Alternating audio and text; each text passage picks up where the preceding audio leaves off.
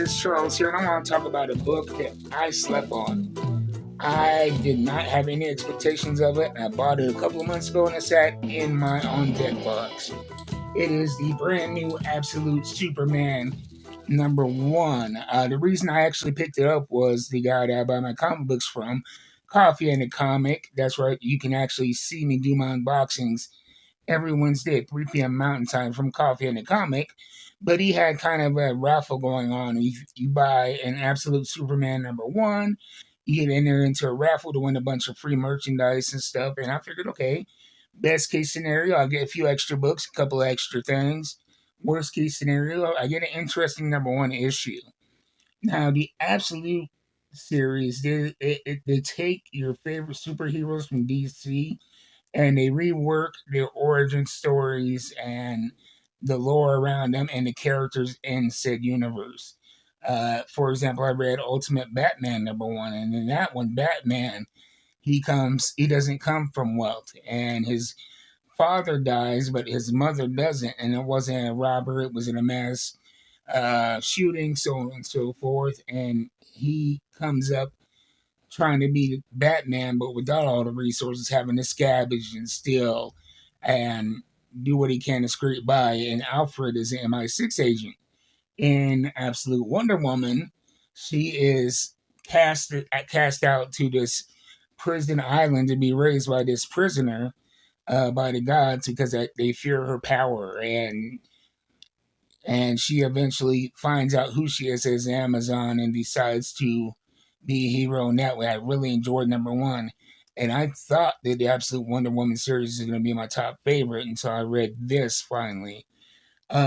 This is different from the Superman that we know for many reasons. I'm going to start off with I am not a big Superman guy.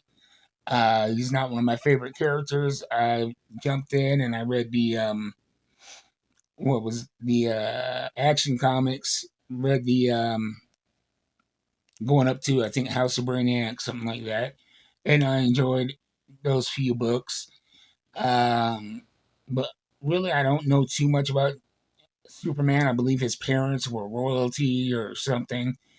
But in this version, Krypton is ruled by a strict class system. You have the working class, and then you have the class that is the higher class of scientists.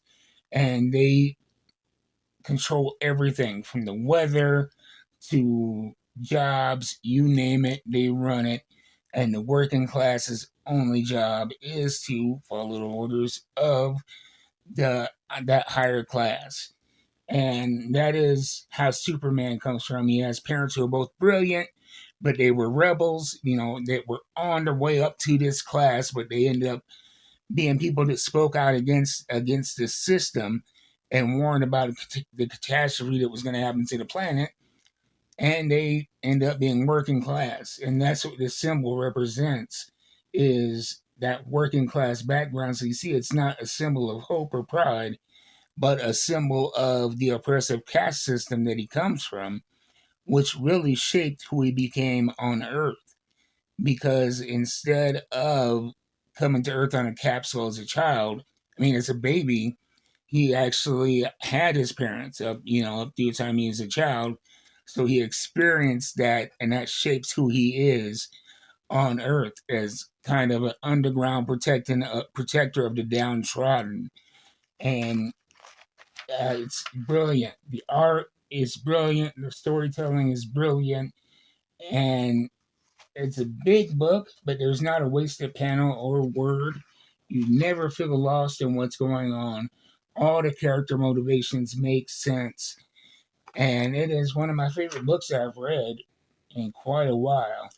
And to top that all off, at the end of it, you have another one of these short all elite wrestling stories where they feature a different wrestler in a fictional story of how they got their start in professional wrestling. And so, you get not only an alternate take on Superman, which I enjoy, and I'm not even a Superman guy, but you get the short story of Darby Allin in comic form, which is cool. And just a little side note here, If you're really enjoying those side stories that have been appearing in recent DC comics, you can actually get them collected in the AEW Origins comic book from DC Comics. And you're going to have short stories from Darby Allin, Swerve Strickland, Britt Baker, Orange Cassidy, Will Ospreay, and Timeless Tony Storm. Very enjoyable short stories that have been in the end of a lot of the recent comics. And so that's another reason to get this. But I'm going to be honest with you. As soon as I got to the last page of this, I went to Coffee and the Comics website and I ordered number 2 and 3. And I think I'm going to subscribe to it.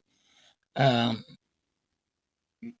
think this really, in my eyes, I don't like Superman so much because of his doe-eyed optimism and his just,